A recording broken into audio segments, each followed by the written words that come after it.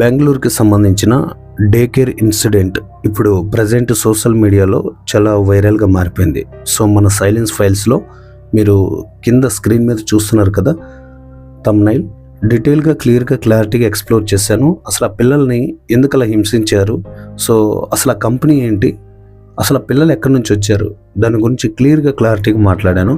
So అది మీరు తెలుసుకోవాలి అనుకుంటే తప్పకుండా ఆ థంబ్నైల్ పైన ప్లే బటన్ ఉంది కదా, దానిపైన క్లిక్ చేయండి. ఆ ఫుల్ లెంత్ డీటెయిల్స్ తెలుసుకోండి, మీకు కూడా క్లారిటీగా అర్థమవుతుంది. సో అది డే కేర్ అంటే ఒక చిన్న సంస్థ కాదు, చాలా పెద్ద సంస్థ. అది ఐటీ కంపెనీకి సంబంధించిన సంస్థ.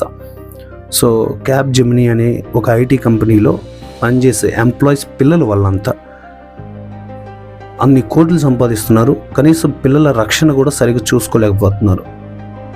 ఎవరి కోసం? మీరు సంపాదించింది మీ పిల్లల కోసమే కదా. అలాంటప్పుడు అంత నిర్లక్ష్యం, అంత కేర్లెస్గా ఉంటే పిల్లల పట్ల మీరు సంపాదించినంత ఎక్కడ పెట్టుకుంటారు? కట్టుకున్న మొలతాడు, కాలుకు కట్టుకున్న నల్లదారం దిష్టి కోసం కడతాం కదా, ఆ నల్లదారంతో తెంపి 6 అడుగులు భూమిలో పడుకోబెడతారు అంతే.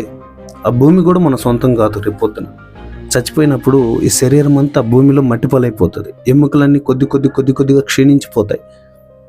కొంచెం ఆలోచించండి. ఐటీ కంపెనీలు చేస్తారంటే మీరు వెళ్ళి ఎడ్యుకేటెడ్స్ అయి ఉంటారు కదా, కొంచెం ఆలోచించి కేర్ తీసుకోండి. సో దాని గురించి డీటెయిల్గా ఇంకా క్లారిటీగా మాట్లాడాను.